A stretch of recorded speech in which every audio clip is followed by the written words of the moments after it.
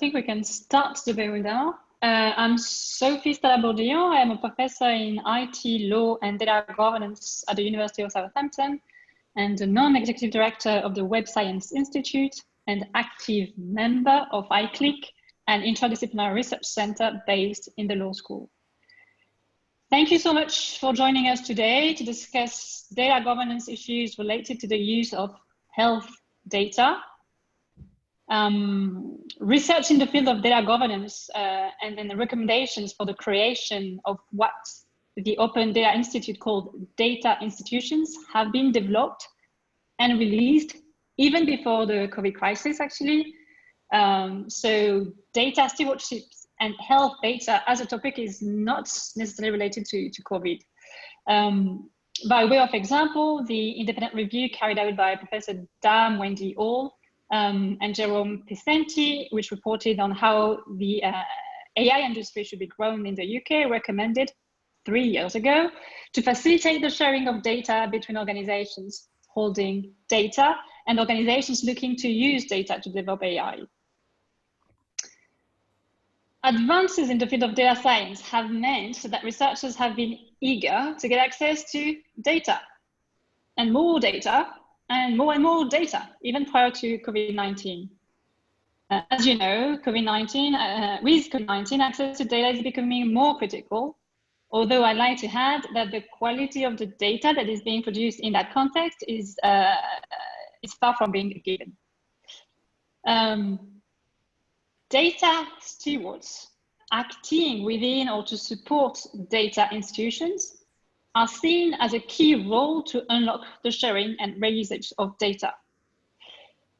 This is because whatever the contractual arrangement or corporate vehicle that is chosen, ultimately, assurances should derive from data governance best practices, which imply the ability to build risk assessment and risk mitigation into the entire data lifecycle.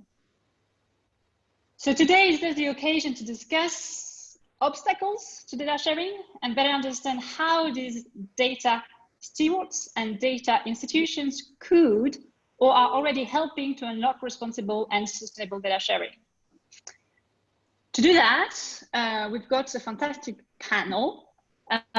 We'll start with Sally Brailsford, who will kick off the discussion by saying a few words about her experience as best-in-class researcher working and trying to get access to health data.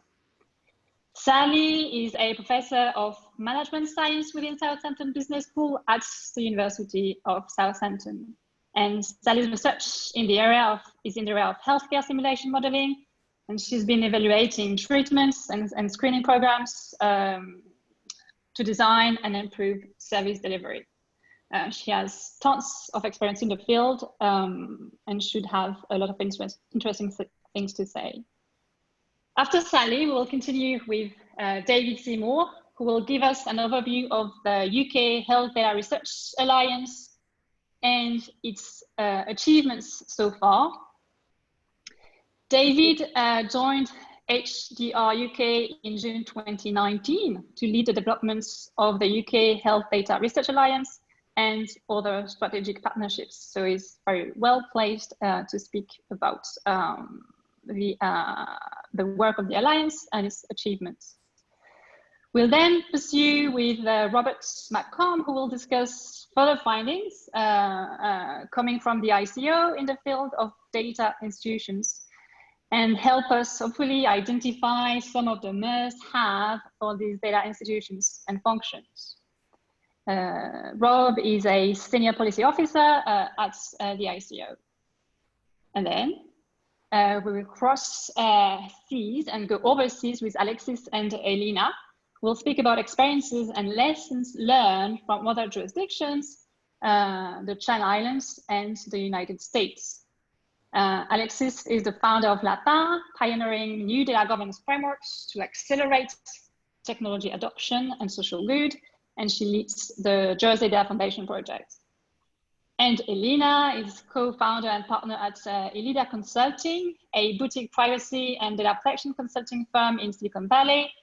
She leads, among other things, and many other things, the privacy team of the COVID Alliance. The COVID Alliance is a volunteer-powered non-profit coalition bringing together expertise across science, technology, and policy with a hope to build a coordinated response to COVID-19. So the webinar is meant to be interactive, and I will run the webinar in the following fashion. I'm going to ask questions to each of them, and then we'll take questions from the audience, 2 questions after each panelist, and then we'll have more time for a wider discussion at the end of the webinar, and I will take more questions at that time. Okay, so let's start, and let's start with Sally. Sally, you've been working with health and healthcare data extensively over the last 20 years, trying to get access to data for a wide variety of healthcare modeling projects to evaluate treatments, as I said, and then screening programs, allocate resources, redesign processes, and to improve systems, things that are very relevant in a COVID-19 world. And this research stream is obviously becoming even more relevant, obviously, in a COVID world. Could you briefly explain how you've been working with health data and why facilitating access to data can make the difference in your field?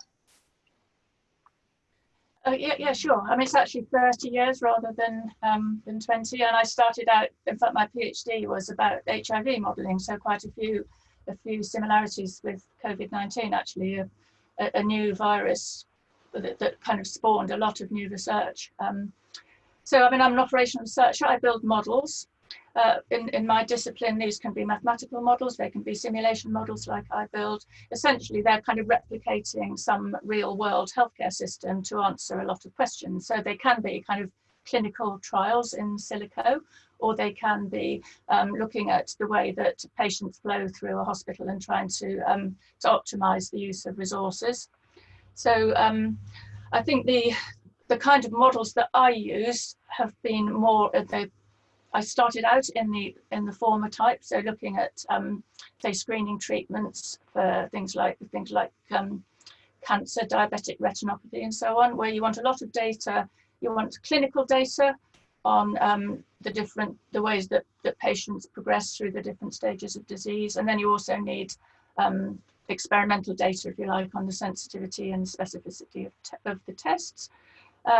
But then when you're looking at patient flow within an organisation or even across organisations, which more latterly I've been more interested in the flow of patients between the health and social care systems, where you're actually looking at how patients move from one part of the system to another and how this can be made more efficient and effective so that not only does it work better, but it's actually cheaper. Okay, thank you. Have you ever tried to combine healthcare data and social care data? Unsuccessfully. Healthcare, health data in general is sensitive data and is obviously heavily regulated. What are the obstacles that you've encountered when trying to get access to this type of data? Are they more technical or organizational or legal?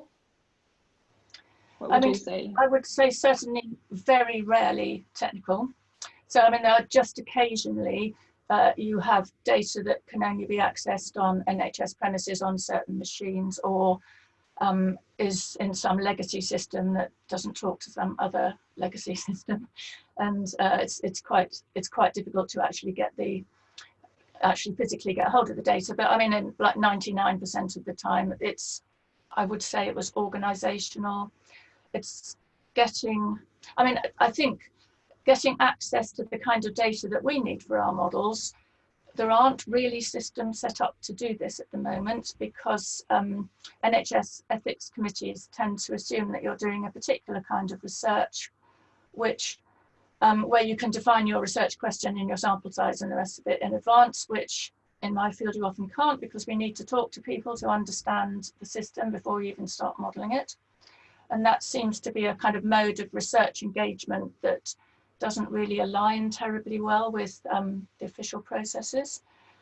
There are obviously ethical issues when you're looking at individual patient data. Most of the time we don't need patient identifiable data.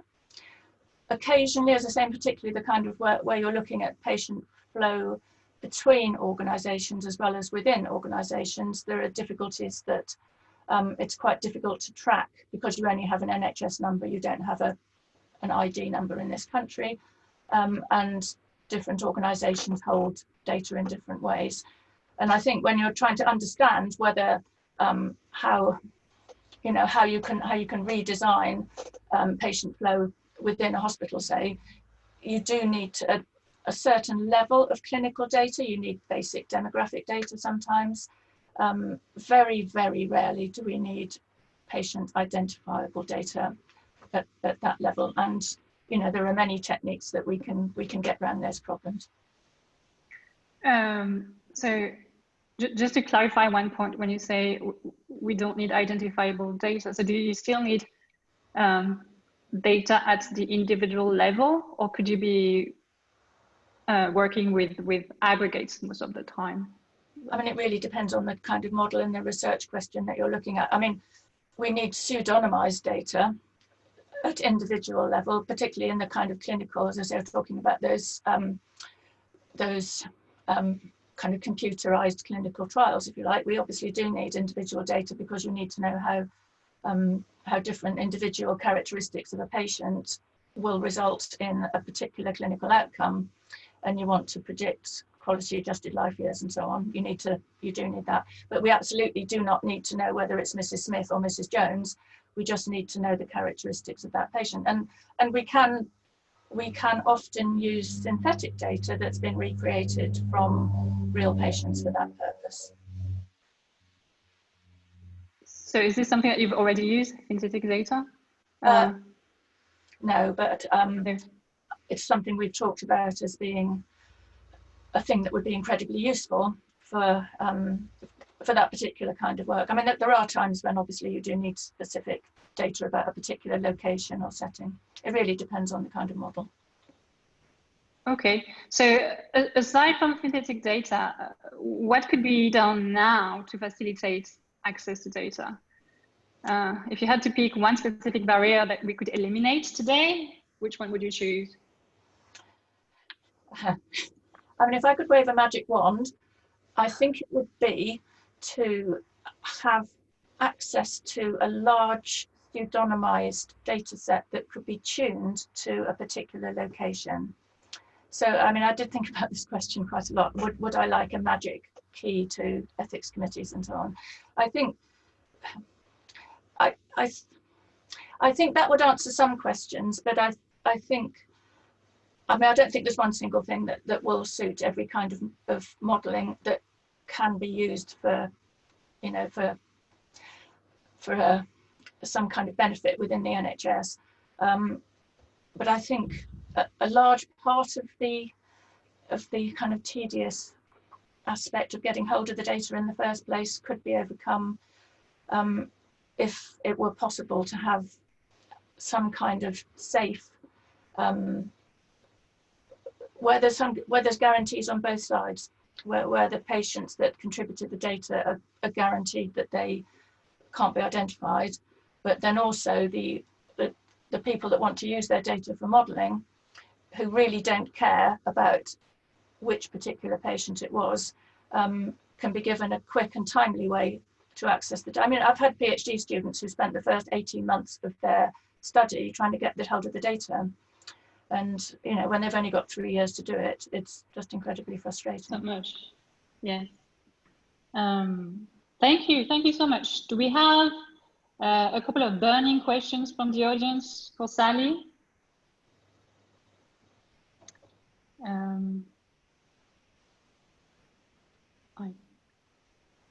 Maybe it's only the beginning. We need to, yeah, I don't have any on my list, I think, if I'm doing things well.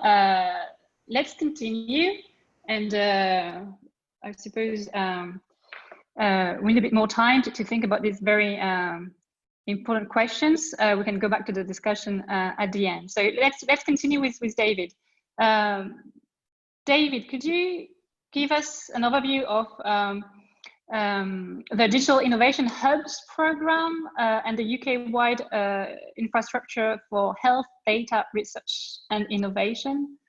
Yeah, absolutely.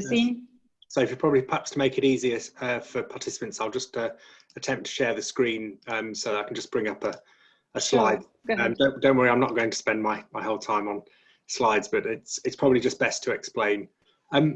So yes, thanks very much indeed for the opportunity to talk today and to answer the questions.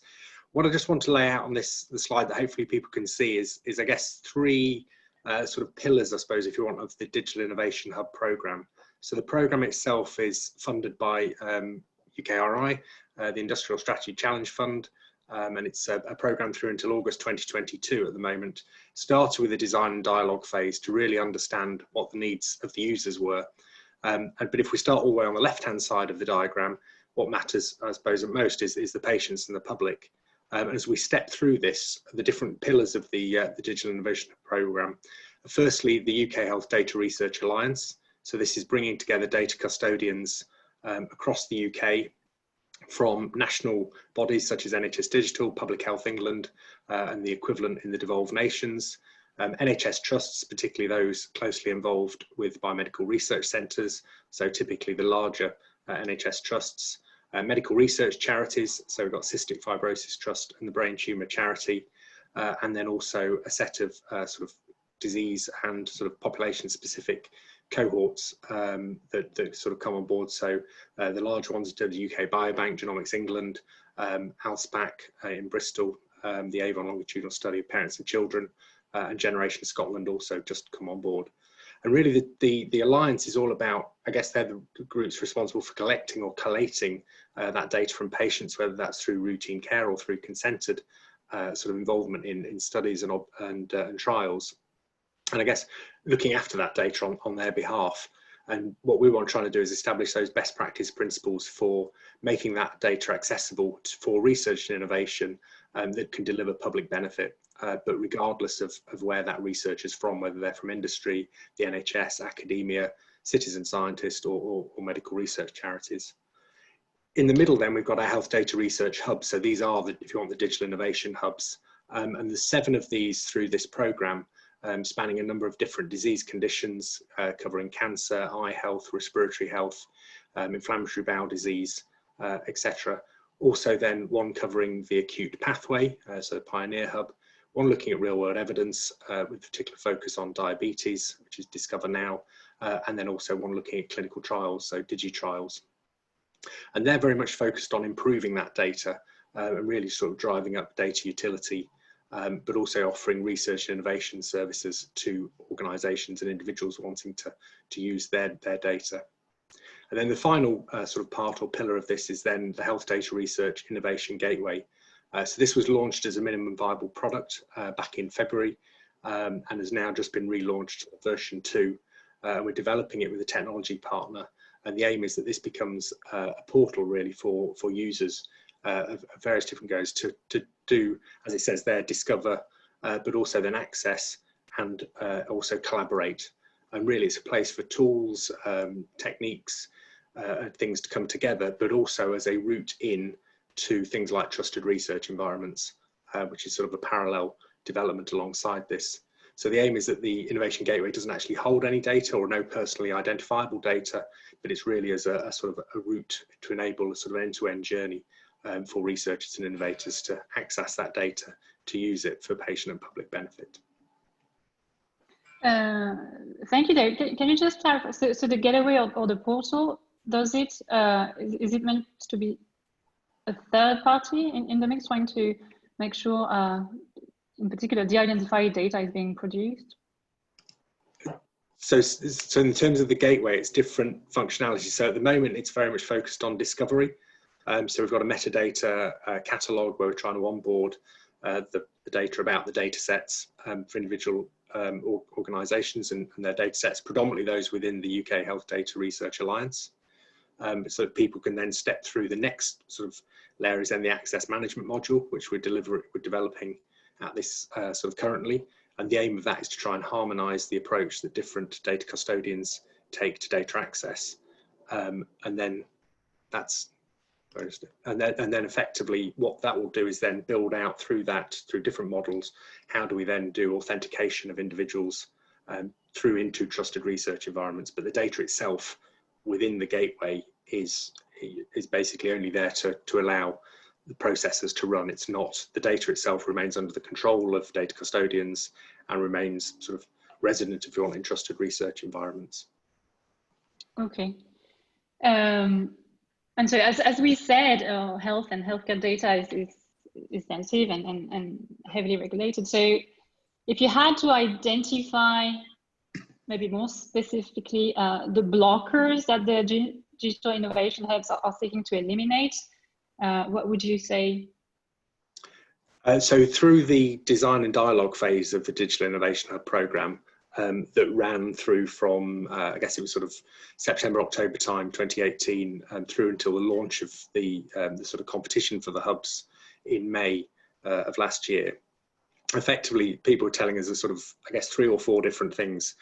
Firstly, actual access to data. You know, as Sally was saying, you know, it can be really challenging, time consuming, for some instances quite expensive, both from resource and cash cost. And quite often people are left not clear how or where they're actually going to get hold of data. So access was a big issue for them foremost. Secondly, there was an issue about actually knowing what was available. So this is very much about the discovery piece. So actually, what are the range of assets? You know, particularly the UK health data research landscape is pretty fragmented. So actually helping people to find a way to understand what data is out there. And a third piece was then around, I guess, the utility of that data once you actually discover it. So how do you know whether the data that somebody has is actually going to be useful for your case, for your use case? How do we know whether it's sort of fit for purpose? And often when it's not fit for purpose, what's the effort in order to put into improving that data? And the final piece is probably then around sustainability. So actually, how is there a model whereby which access to data and investment in that data is delivered in a sort of sustainable way? So they were probably the challenges: discovery, access, utility, and sustainability.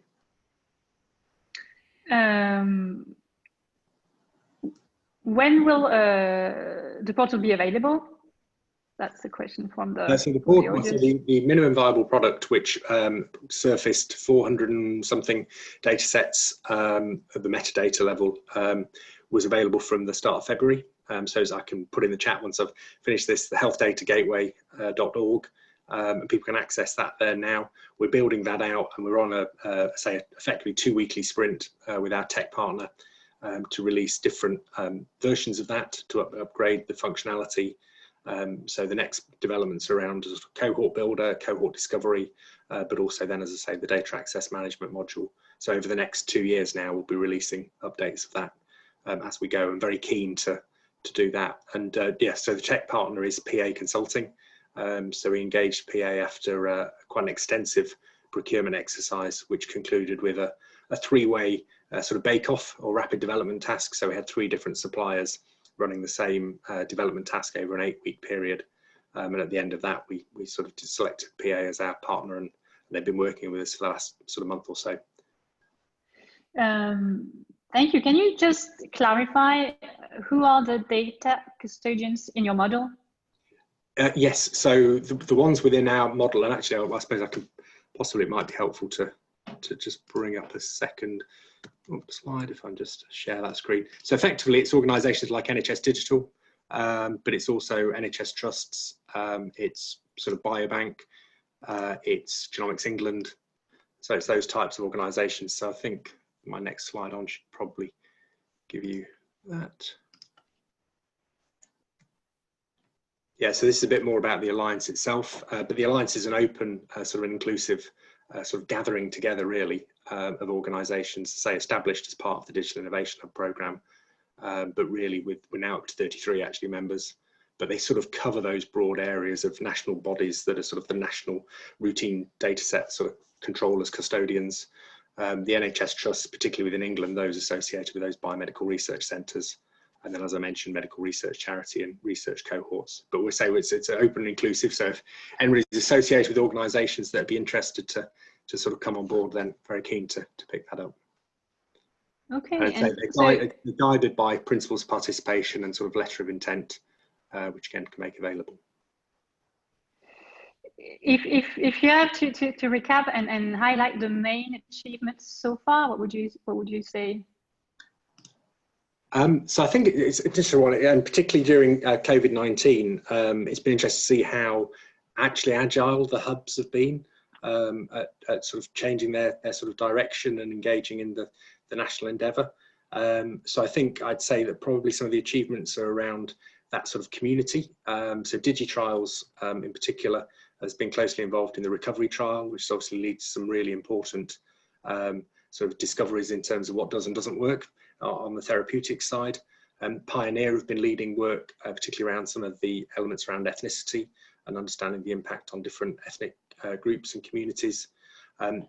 Discover Now have been making their data set within the North West London integrated care piece available, and very much sort of managing that convergence between direct care, service planning, and also research, and really sort of, you know, developing an asset for one and using multiple times. So I think they're three of the things I'd highlight. And then within the Alliance as a whole, we've had quite a strong focus on building out the national capability in terms of trusted research environments. And so we've been reporting now fortnightly, but to the Scientific Advisory Group for Emergencies around the progress that's being made in terms of accessing health data, in terms of those linked data sets being available at a national level. And that's hopefully helped SAGE understand what's happening, but probably more importantly, it's provided a sort of focus for those different organisations to sort of work together towards a common endeavour.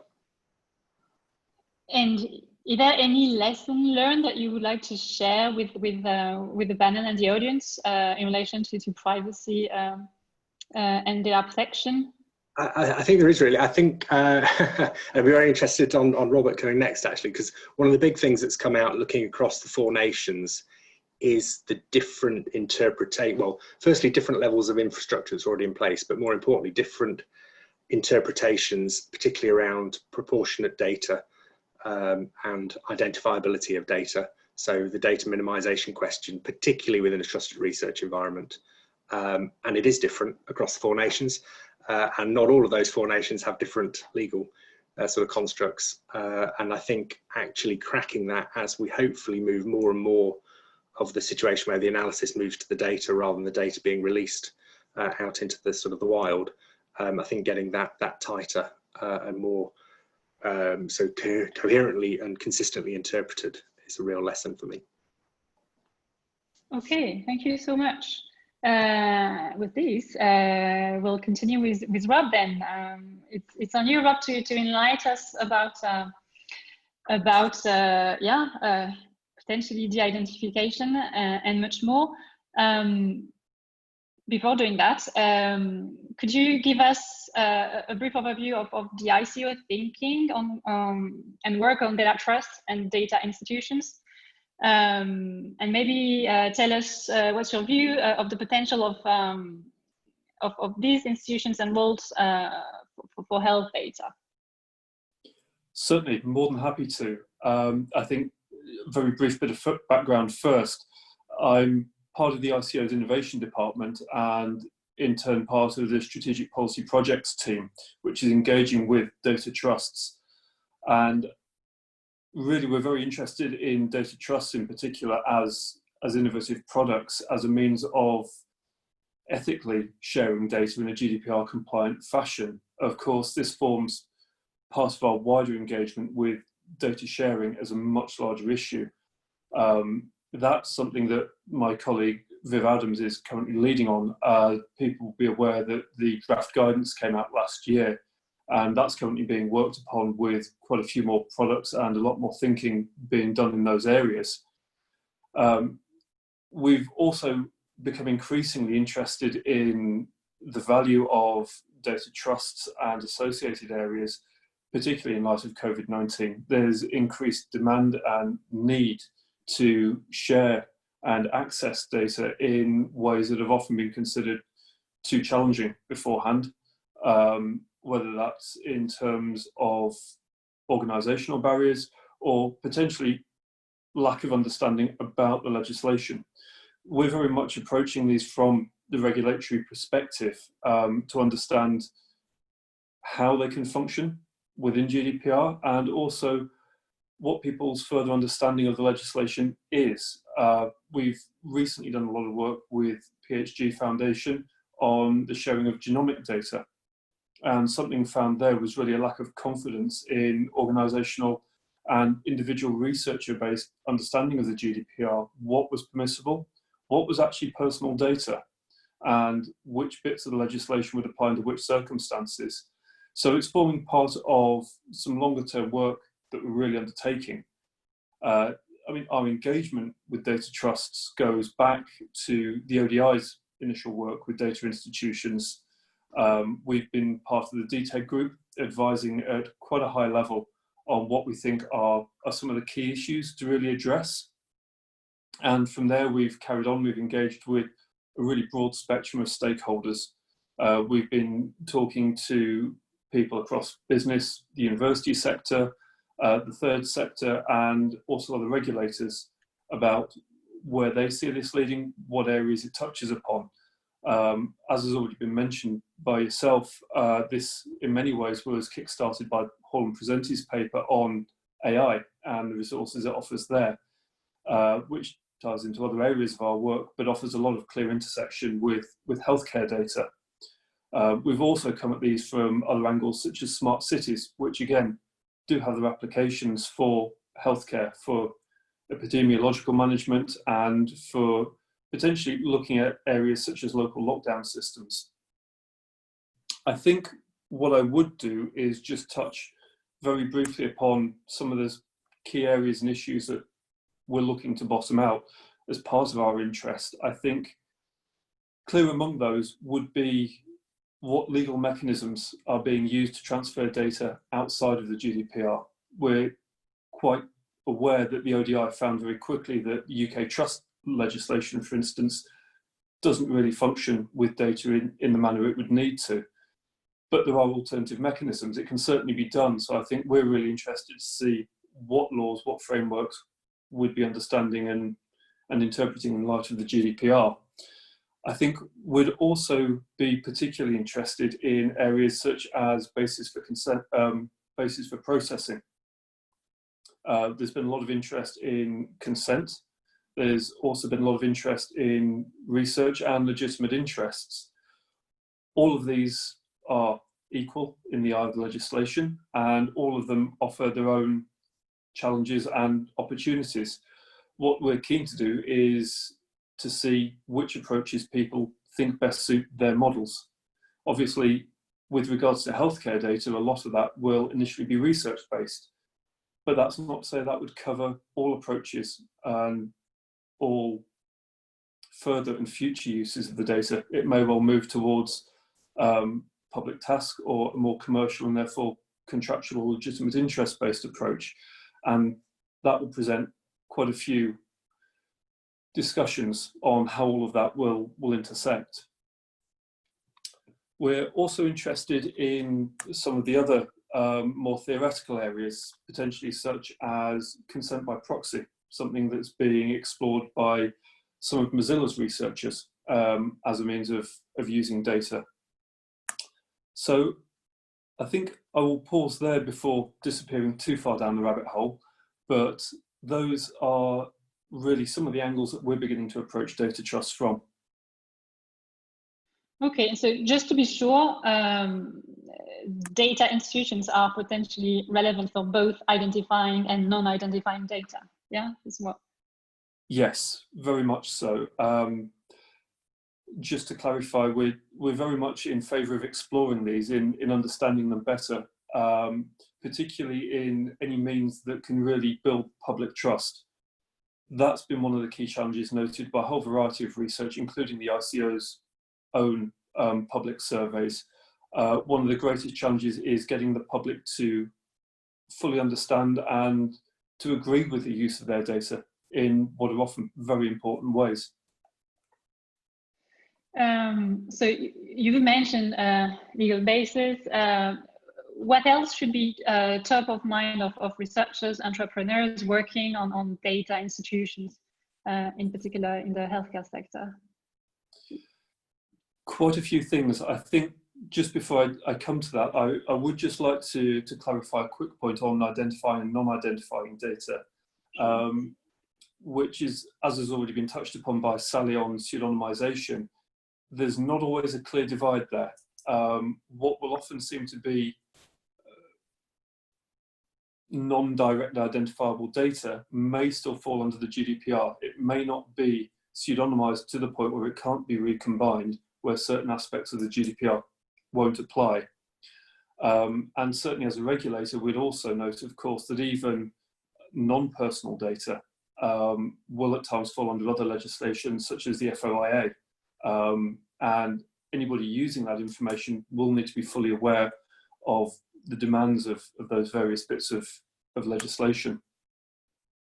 So just to swing back to your more recent question, some of the key questions I think we'd really like to see entrepreneurs and researchers addressing, first and foremost, is why a data trust? Why a data institution? What does it bring to the table that a pre-existing data sharing agreement or mechanism doesn't already offer? That's not to say that you don't have a very good answer, but it does need to be made. It's a new and novel approach, and therefore it does entail a certain degree of additional risk. And that's something that always needs to be justified. Other questions we'd really like to see answered are, who are the data controllers? We're talking about complex data sharing mechanisms. We're often talking about high risk data moving around between multiple organizations. Where does the handover occur? Are we talking about single controllers? Are we talking about joint controllers? Is there extensive use of data processors? And how are they defined? Are they properly defined? And from thinking about the data controller, you've then got other issues, such as who then becomes data controller for newly generated data, for data that's inferred from contributed data sets as part of a data trust, for example. That's got implications, for instance, if a contributing organisation or even an individual wants to withdraw their data. Is that possible? Will it have a catastrophic effect on the function of the broader organisation? Because all of this will come back to understanding what are the rights of the individual, or more importantly, how can they be applied and enacted? Because the more complex the system gets, the harder it comes to maintain transparency, to understand which aspects of an individual's data are being used and who by and for what purposes. And those are certainly aspects we'd want entrepreneurs, researchers and organisations to keep first and foremost in their minds as they begin to set up these approaches. Now, I think a couple of the other areas I've already mentioned. What basis are you using for processing? Are you actually having to look at layering several bases? Are you moving from, say, a research scenario to one of medical treatment? That's certainly a challenge that bodies such as Genomics England, for example, have faced in their use of healthcare data. And again, it reflects that approaches can be developed, but they are often more complex than they first seem. Other areas that I'd suggest be considered include, certainly with a data trust, is it an independent entity? What mechanisms are in place to ensure that it's independent? And have they got the ability to take on all the attendant obligations that come with being a data controller? You've got to have the ability effectively to undertake a quasi-regulatory approach as you manage your data, as you respond to the obligations that you're under and to the rights that individuals have. I think, finally, also consider what governance and technological measures will you have to think about security and data minimization? What privacy enhancing technologies might you be looking at using? Are we talking about differential privacy, homomorphic encryption, or other areas? That, again, will all feed back in. Okay. Would you have anything else to say upon purpose limitation and data minimization in that context? I can certainly touch upon them briefly. I think there's a lot more to be said than I can cover in just a few minutes. As David's mentioned, these are really important areas, and certainly ones that provide different challenges in different areas. Certainly, first and foremost, these aren't areas that can simply be ignored. They're fundamental aspects of the GDPR, built very much into the legislation is that need for specified, explicit and legitimate purposes. Now, certainly a question we've been thinking about is how that sits with something such as a data trust, where one of the attractions and benefits is potentially flexible use of data. Certainly this is fundamental to good research, is while you may have a very strong research question, you still need to be open to new opportunities and new possibilities as exploration of the data continues. So there's an important question to be answered there about how that sits with a specific and explicit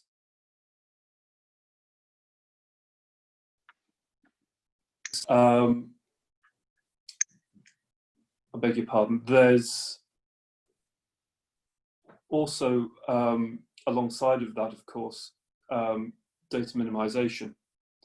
Now, that comes back to the issues of both what you collect, what you share, and also the technologies that you use to pseudonymize, for instance.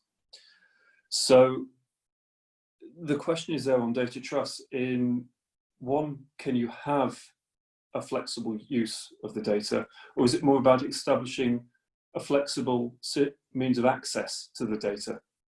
In that actually what you're doing is broadening the opportunity for previously unthought of organisations to both contribute and to draw upon the opportunities of that data. Something I think that's become increasingly important under COVID, but also other areas such as smart cities, where you're looking very cross-sector in how it's used. So I think that gives a very brief idea on the fact that we see these as very important areas, and there's certainly ones that require a lot more discussion. Yeah, they are not always exactly straightforward. No. Thank you, Rob. Leaving the British shores, we are now going to continue with Alexsis. Alexsis, you've been working on data governance for quite some time. And in particular on multi-party data sharing with the intention to create a model that could make the most of Jersey and Guernsey law. Could you give us an overview of the data foundation model? Sure, yep. Well, thank you very much for inviting me and letting me just share some of this model. We all know, obviously, that data is knowledge, and the premise really is that knowledge should be shared. So our focus has been on how to make the data more accessible in a responsible and sustainable way that can benefit society. And the whole challenge that we started to look at was really how can we facilitate this? And we started to ask ourselves, what are the pillars of data governance best practice that could be embedded in a concrete solution? And rather than starting where the UK started, we didn't really start with an entity. We started with looking at a good practice perspective and really examined what might be the things that would incentivize data providers to share more data responsibly. So this approach really started with working on a code of conduct, which brings to life the 6 fundamental components of best practice that are there for data sharing. But once that was then formulated, we realized that a code of conduct works much better when you have an entity in which you can actually demonstrate it. So we began to look at a number of different legal structures in the Channel Islands and looking for gaps and best fit.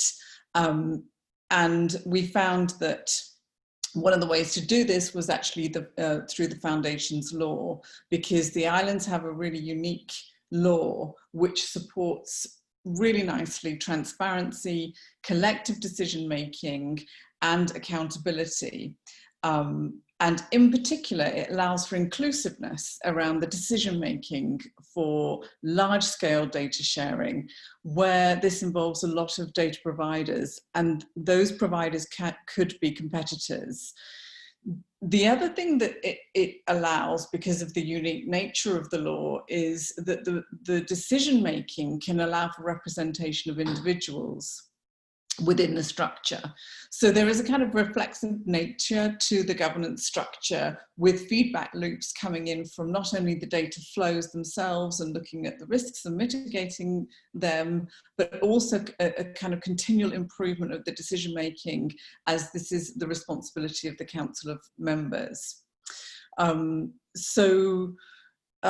Really, the model is it has three main parts to it. There's the framework for sustainable data sharing, which is through a detailed code of conduct, and that does have in it ethical principles for driving data management behaviour.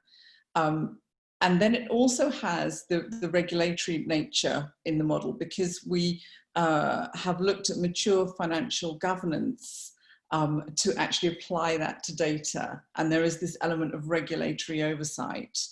And the model also advocates for independent data stewardship, because there is a very special role called the guardian in Foundations law. And if you apply that as a data guardian, you can really create some tensions in the model for independent oversight. So yeah, that's the kind of overview of the model. Yeah. It really culminated in a white paper, and that was written in collaboration with Web Science Institute at the university, and we described in there a lot more detail about how that can be achieved. Thank you for that overview.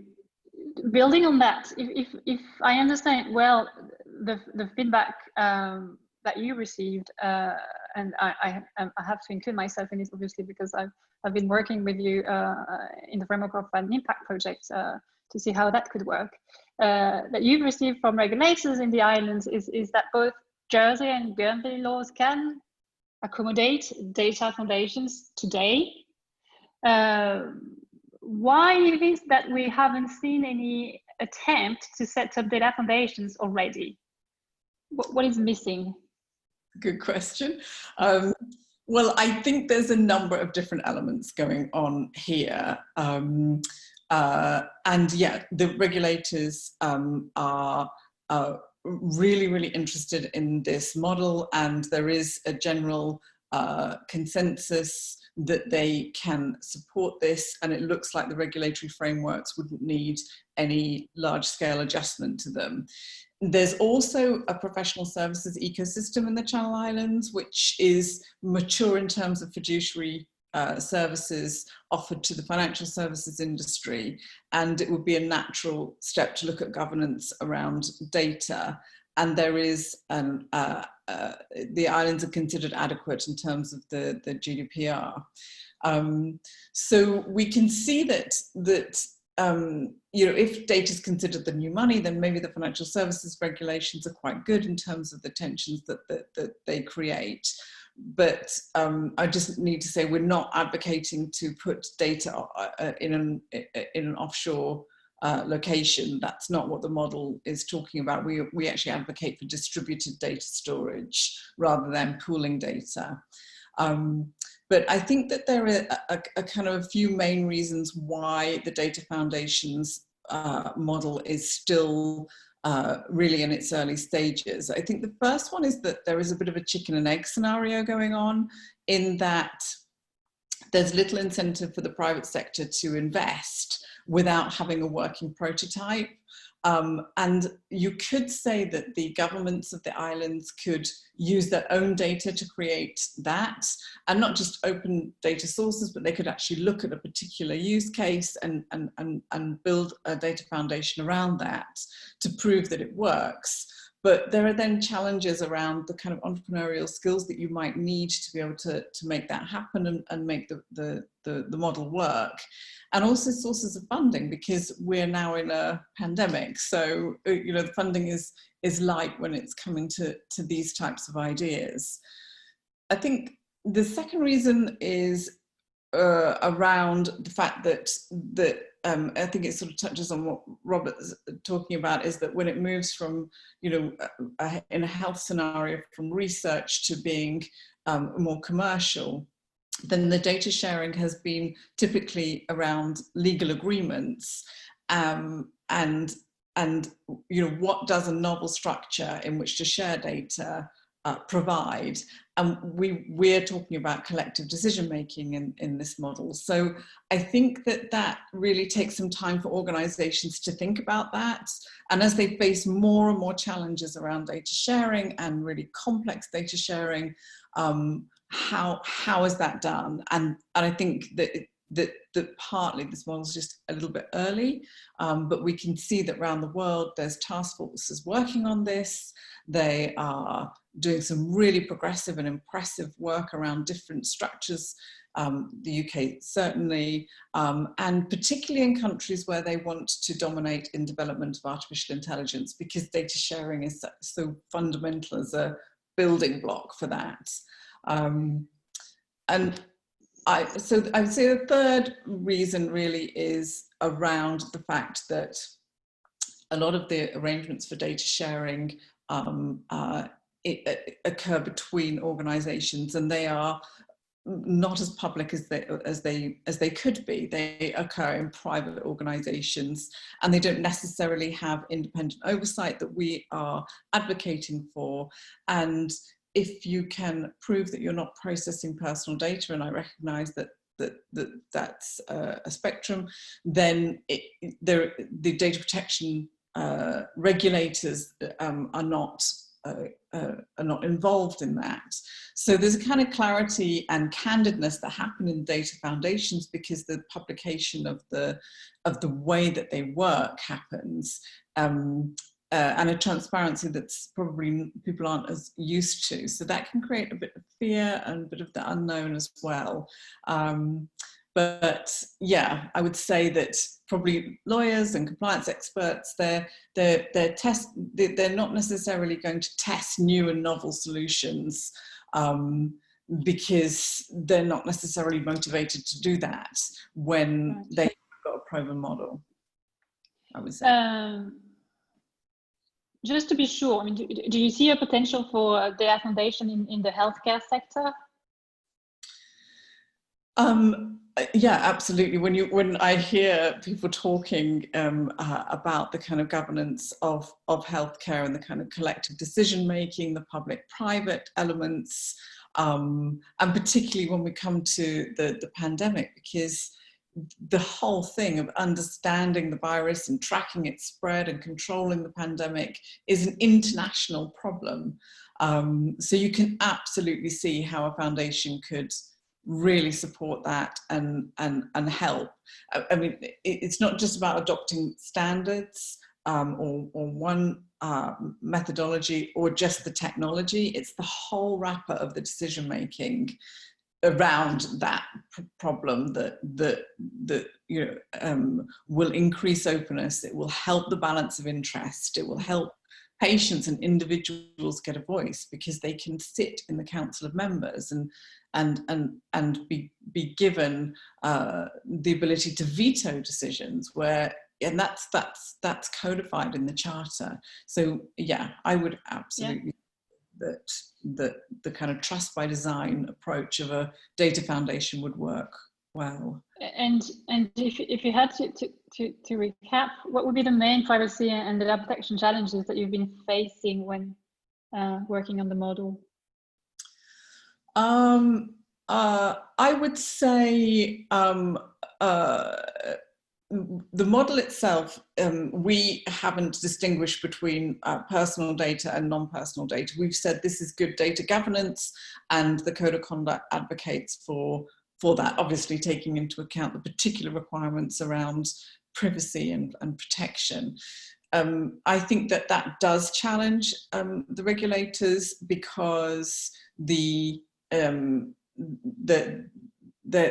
looking for the personal data elements.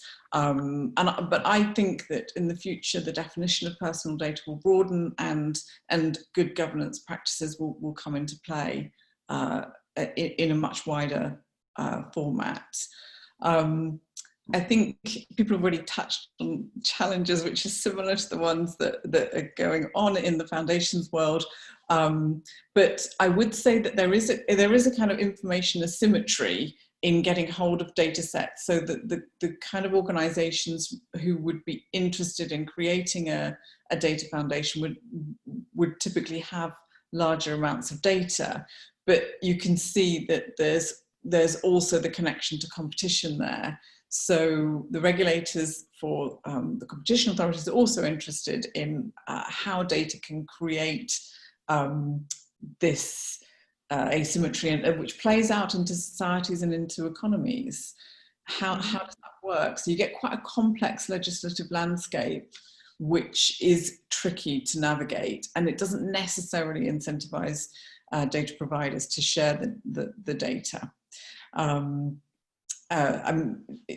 That's one of the challenges, but I mean, the other is, of course, that people have a strong and good growing awareness that their information is extraordinarily valuable, and that when aggregated, it can really influence the way the world works. So that can be a real benefit, because they are interested in sharing their data when they feel that it's for a good cause or something that they want, and they've got control of that.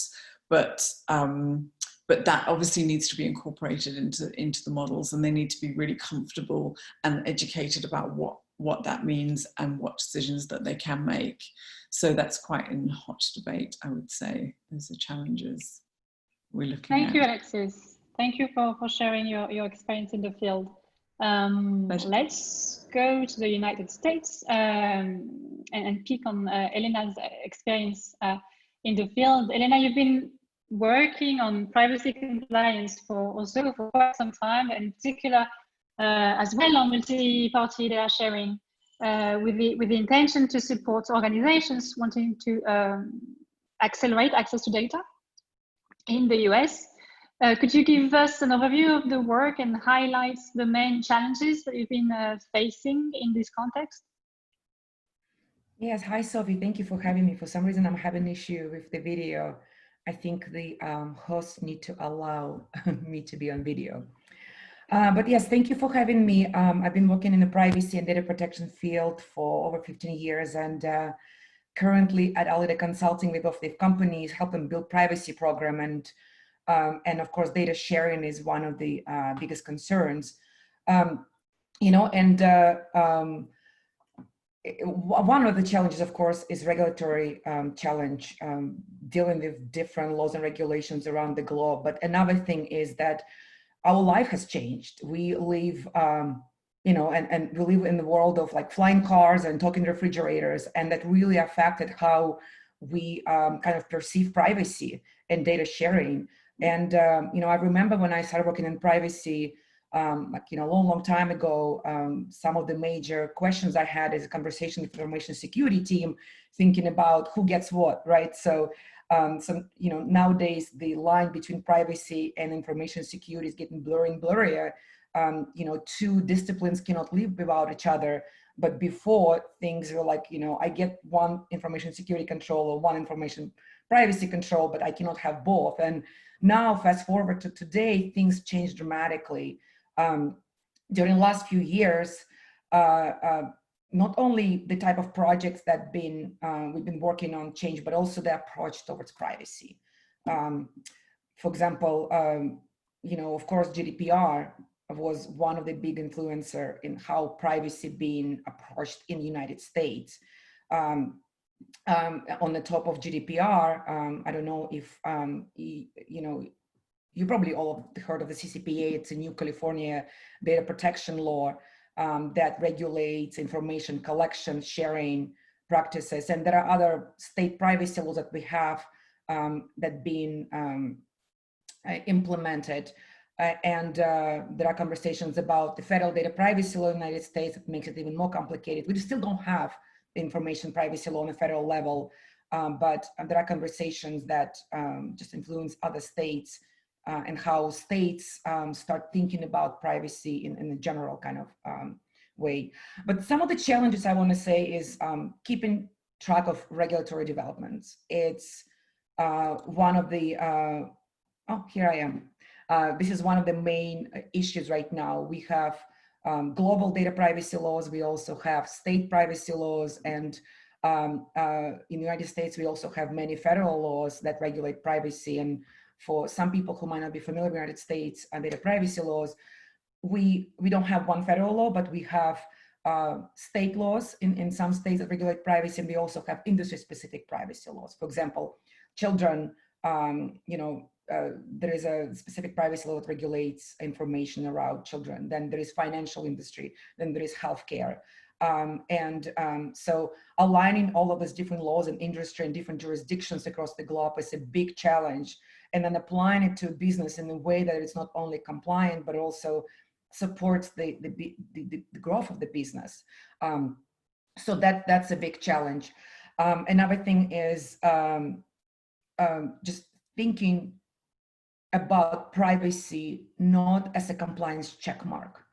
This is another big challenge, big change I've noticed during the last 5 years, that privacy is not just a compliance check mark like it used to be. You do it once and that's done.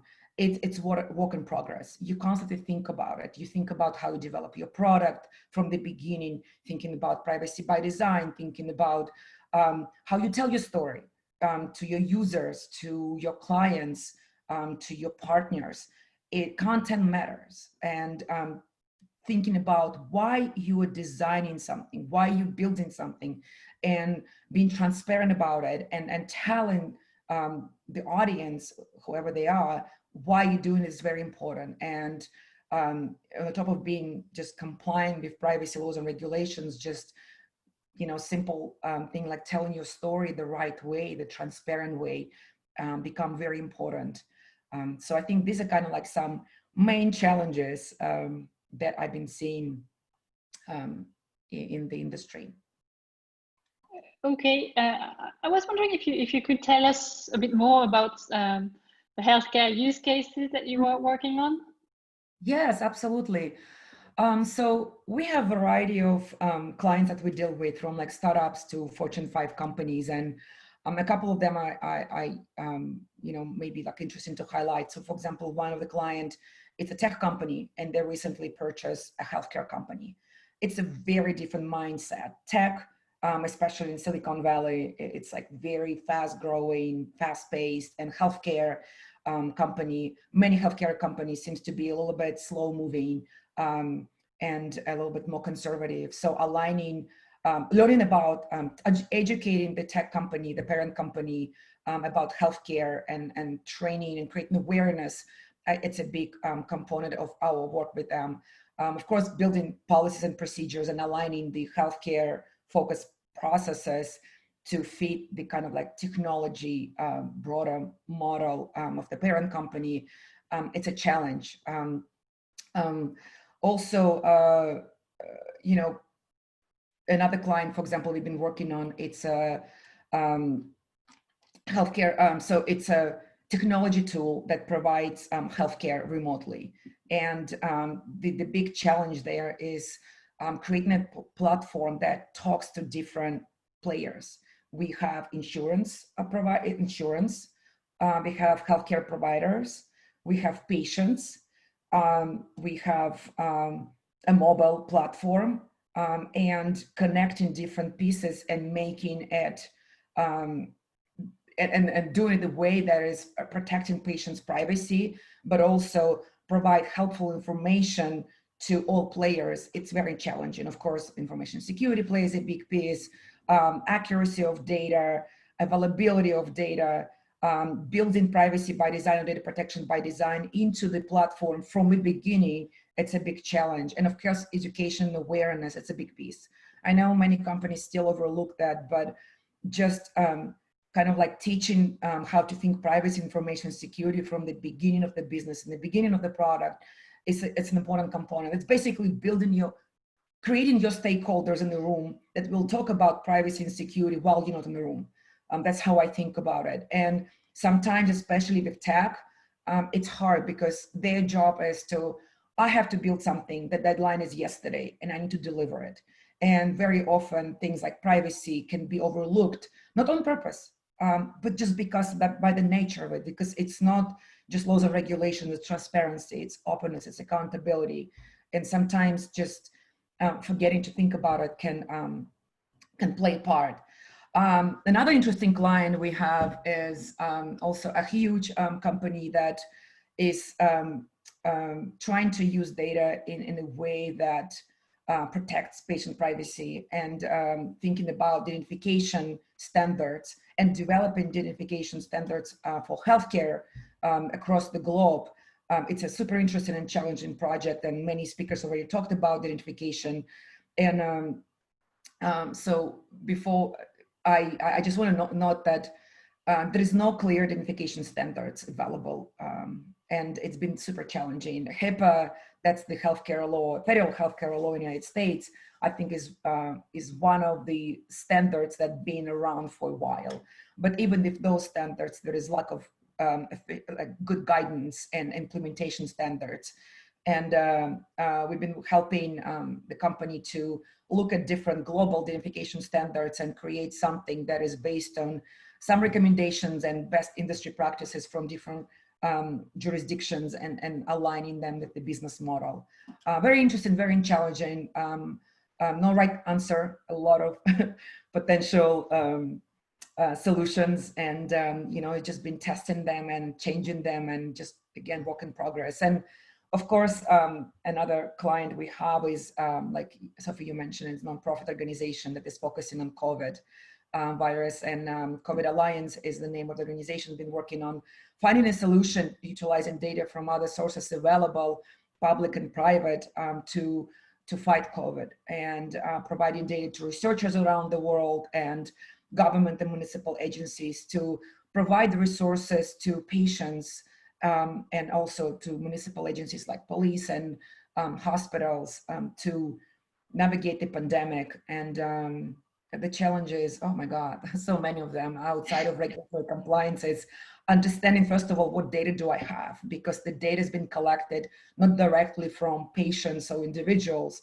it's collected from data partners who have that data and being, they had this data for a while, and they either donating or providing that data for the good public use.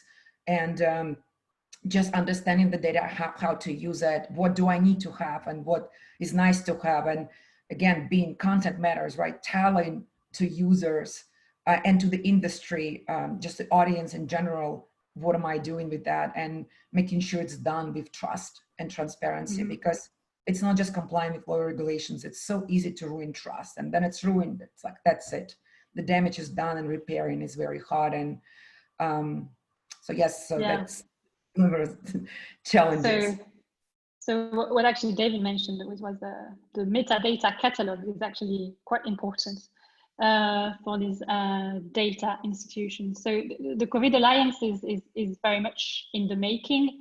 It's a baby data institution. It's being built in the US. If you had to describe briefly the distinction between US law and EU law, would you say that in the healthcare sector, US law is much more permissive than EU law? Oh, that's an interesting question. I'm a former lawyer, so I would say yes and no. And I know people hate when lawyers answer this question like that. From one standpoint, US federal law on healthcare, it's called HIPAA, it's been around for a long time. It's been tested. There is a lot of guidance. But so it's been around because it works in many ways. But because our life setting changed dramatically during the last few years because of the technology and the way we live our lives, the law is outdated. And it's been very challenging for standard healthcare providers like hospitals, not the startup and the technology piece, but the standard healthcare providers to reinvent themselves because of the very strict regulations such as HIPAA, and also the way how they just used to living their life and providing services, and the risk of patients and breaches, etc. So it's been challenging to change their mindset to be innovative and a little bit risky, but in compliance with laws and regulations. And again, just like thinking about transparency, that just disalignment makes it harder. But I do want to say that, yes, I think HIPAA and GDPR, they have their differences, but the focus, and actually the focus is different, right? So GDPR is focused on EU citizens, right? So, and their personal information. The focus of HIPAA is focused on healthcare organizations. So HIPAA doesn't apply to any type of organization in the United States. It applies to very specific insurance companies, clearing houses, and healthcare providers. So if you're a startup and you're not a doctor's office or insurance agency, so HIPAA will not apply to you unless you are a business associate, and I don't want to get into the weeds, and that means you're providing services on behalf of those three entities. So in a way, the focus is different, but I think the intention is the same. The only thing is GDPR, I think, is a little bit newer. Therefore, I think it can innovate. It's easy to kind of like apply to the current lifestyle, but at the same time, it's newer. And on the other spectrum, it hasn't been tested. And there are so many challenges the company is dealing with operationalizing the law, and it makes it very hard. Okay. So to end briefly, what would you say should be a priority, top of mind for researchers and entrepreneurs working on data institutions, in particular in the healthcare sector? What would you say? Right. Well, first of all, thank you for all the work you're doing, because we need to rationalize healthcare, and without your help, we can't do it. And pay attention to artificial intelligence. Artificial intelligence being a tool that's been driving a lot of innovation, especially around healthcare. But also don't forget that AI will collect so much data that you just need to really know like what you need and why you need it. When you're designing solutions or searching for an answer, think about your why. What are you doing? And why are you doing? So why, again, it's super important. Content, right? And think about, who is your audience? Is it the aging population? Is it the new disease? Is it the patient's expectations that have been changing, or lifestyle change? So think about that and just try to align always what you're collecting and how you're using it with that use. Always come back to your why, because that will drive everything. Creating a data sharing platform that can connect different players is important. And I know it's very risky business, but without interconnectivity, we can't find solutions nowadays. And it's very risky because it exposes us to different laws and regulations in different countries, but it also provides us with so many benefits, because we can help and build something together and utilizing each other's knowledge. Quality and availability is another thing. I think connecting those platforms help us with creating data that has more quality and use, and like becomes available to save lives. But at the same time, we need to have a lot of guidance and practices developed around that to regulate the data. Another thing is, again, liability accountability, how the data, when you designing something, who's responsible for that? Is it an organization that providing services directly to the patients? Is it the researcher who's collecting data? Is it the data partner who's providing data? Just creating this type of clarity around your relationship, but also telling who's reliable for what to your audience, to the users is important. And last, least but not last, it's trust. And I know it's not directly written in many laws and regulations around privacy and data protection, but it's everything right now. Consumers do not feel in control of their data nowadays, and helping them feel empowered will help you, but also will help you as a researcher, but also as a business, to build something that is powerful and trustworthy, but also making difference in healthcare. Okay, thank you. So know your data, know your purpose, and know your custodians. Thank you, Elena, for that. I will now look at the questions in the Q&A section. And we've got also some that were initially inputted into the chat box. If you've got more questions, please use the Q&A section. Sally, you mentioned synthetic data. And Paul is saying that synthetic data are satisfactory for checking that software works with data structures, etc. But it's really hard to generate synthetic data with the sorts of properties you need for a real investigation. How much scope is there really for use of synthetic data, would you say, if you can say? I mean, I think it really depends on the kind of model that you're building. So I think if you're doing something like nurse rostering or operating theatre scheduling or something, then it really doesn't matter at all. I mean, I think synthetic data is absolutely fine for that. I mean, my own particular research tends to be more in a specific setting, and often there's a lot of politics and understanding the organisation, and the actual data that gets reported into patient admin systems and is routinely collected and so on isn't sufficient. And I think I completely agree that there are limitations to synthetic data because the devil's in the detail typically, and the issues that you're actually trying to look at for a particular hospital you won't be able to answer. But I completely agree that you can develop a model with synthetic data and show that it's useful, and often the battle is trying to persuade people to actually accept that the kind of modelling that that we do can actually be useful in practice. And in these kind of difficult political settings, it is often a really useful tool to have. And so I think if you can build a model with synthetic data that produces results that look sufficiently plausible and convincing to persuade people that if they gave you the real data, then they could actually get something really incredibly useful about it that would benefit their patients, then you know, I think it's the key to opening up that dialogue, really. And yes, and if I'm not mistaken, regulators such as the ICO are also looking at the potential uses of that particular type of data. Sally or others, could you comment on what is missing from existing data sets, CPRD, entire health record, etc.? Okay, I did try to start answering this in the text, only I thought it would take 5 hours to answer the question. So I mean, one issue is that a lot of those data sets you have to pay for. And so if you're a lone researcher and you're in a department that has access to them already, they're not available.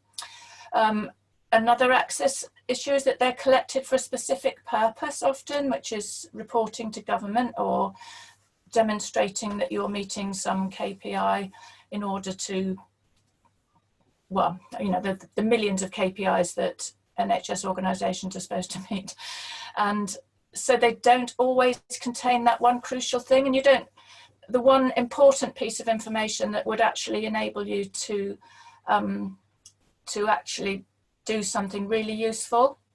And I think this is one of I think it was referred to, I forget exactly who it was, it might have been Rob that mentioned it, the fact that you can't always say in advance exactly what your data is going to produce, and that it can, I think, you know, particularly with increasingly powerful algorithms and machine learning and this kind of thing, that you can't say, but when you start, exactly what the data is going to show and what issues it's going to raise in terms of patients' privacy. And so I think, you know, you can start off with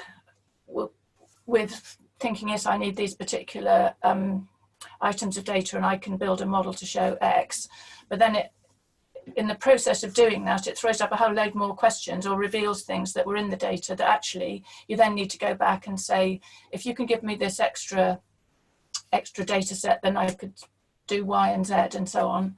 And it's just really hard within the kind of regulations that exist at the moment to explain that to an ethics committee, that you can't actually say in advance precisely everything that you're going to need, because it depends on what kind of happens halfway down the line. Would it be better to adopt a more iterative process in that sense? Break down the different research stages, maybe? What would you say? Yes, I think, I mean, it's partly, it's just a different paradigm or sort of worldview of the way that researchers in my area that are working on practical problems. So I mean, we are working on, with specific organisations, but I mean, you can go back, of course, and have an amendment to an ethics approval, but you don't want to do that 15 times in the course of a 2-year project. So I do think it does need a paradigm shift in the way that we look at the way that data can be accessed. And I guess that's another one for you. Looking at ethics committee settings, is there anything that we could improve there in relation to data access? I mean, I think an understanding of, a greater understanding of where it's absolutely right and correct that there should be a very high threshold for accessing and use of data, and the fact that there are different kinds of approach of research that don't actually need, for which that's an irrelevant question, if you like, and having to go through the hoops of filling in forms where like 98% of the questions are not relevant, but you still have to answer them, and the one question that is actually relevant isn't there. So I think, this is where I think having a data trust would be so fantastic, because somebody has already thought about those questions and answered them for you, and you don't have to go through this process of explaining to a lay committee of ethics people what exactly you want to do with the data. That's been kind of dealt with before. Would be fantastic. Okay, let's hope that's possible then. David, maybe that last question is we can start with you. You've been unpacking a very complex and sophisticated, maybe it's a better word, framework to facilitate the sharing of very sensitive data, to boost both research and innovation. Is there a place somewhere for big tech companies? How do you see the interaction with these particular stakeholders within your framework? Yeah, a very good question. I think this is where it's really important to be very clear on what roles organisations are playing in what space, and I think particularly when we think about, so one of the things we're currently working on, which I mentioned, I think was around trusted research environments, and I guess in a way taking a sort of fresh look at the 5 SAFEs model, and particularly around safe setting and what that means within the context of sort of public cloud computing, and how do we consider sort of accreditation on that piece. And so when we think a bit about some of the big tech providers that are perhaps providers in that space, we've got to be really careful about, what they are also keen to be very careful about, is a clear separation between their role as providers of that compute as distinct from those who are sort of interested in potentially what could be perceived as sort of harvesting data and accessing that data. And so that whole piece about sort of trust and what the roles of big tech is, if you want, in those projects is absolutely key. And I guess transparency about those agreements and those contracts, and that's obviously been part of the sort of the COVID story as well, I think is absolutely sort of pivotal to that. So I think there's absolutely a huge role for, business in various guises, for-profit sector, in terms of that innovation and really driving that through. But we've got to be able to do it in a way in which we can, build some public we've got to be able to build the public trust alongside that, and that's definitely not easy when we start talking about NHS related activities, and when we start talking about data, and we talking about big tech companies. And going further, so do you have also a place for individuals? So data can come from institutions, but can they come directly from individuals? I mean, I think again, that's been one of the really, certainly from our perspective, one of the really interesting things over the sort of the COVID-19 piece. So one of the early pieces of work I got involved in was with the Zoe symptom study app, and how we could make that effectively patient or person generated data and supplied data available. Obviously, it's got an app that pulls that in together, but then how to make that accessible to NHS regions and to local authorities through the Sale Data Bank in Wales, as well as the research that Twins UK and others were doing on it. We've seen the same thing with some of the social care data, where again it's about the absolute paucity of sort of national data, but actually individually generated data is far greater. So I think it's sort of early space for us, and I guess with all of these, there's something which is acting as the data collector within there, whether that's an app or whether that's a different system. But that more direct connection between the sort of what flows from the individual into environments for research and innovation is an important sort of next step. Okay, thank you. And maybe last question, maybe for Elena, to say something about the potential for anonymization in the context of data institution. Often, the way to avoid compliance issues is to claim that the data is being anonymized, and therefore it can flow freely. Is this really the case in practice? Yeah, data anonymization, it's an interesting area. So there are a couple of pickles here. So one of them is like determining if it is truly anonymized, right? So just, if you think about anonymization, how it's described by different regulations is when there is no way to direct data, relate data to an individual or data subject, right? So, and that means looking at your data that you have internally as a company or your partners or any publicly available data, right? So, and for example, when we work with clients on identification, so we always think about like every possible data source, including social media. And very often that's where the last resort, where we find something that creates additional risk or wrinkle that we haven't thought about. So that's a challenge. Can you really say that your data is completely anonymous? That means there is no way to connect it to an individual. So that's one challenge. And second challenge is, will you be able to use data for business use when it's anonymous? Is it going to be helpful, useful? If data is going to be so naked, which always, that's one of the ways to anonymize data is to remove any identifiers, then it becomes like an issue. Well, is it helpful for me as a business or as a researcher to have data that is completely anonymized? And that's another challenge. And one of the things that HIPAA, the federal law in US, provides, one of the ways to identify data is to, like, safe harbor, remove all the identifiers. And very often that safe harbor method of identify data is not possible because the data is so naked that I can't drive any business value.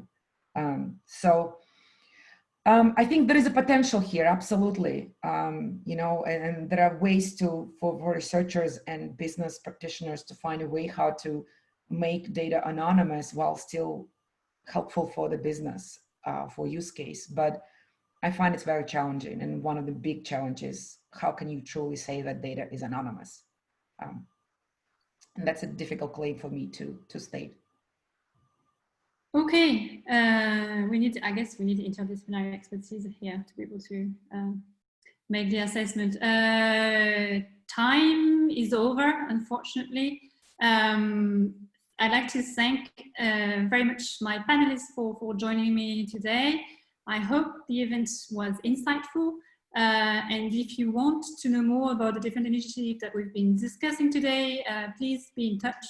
We'll be very happy to follow up and give you more details about them. Thanks once again. Have a nice evening and see you soon.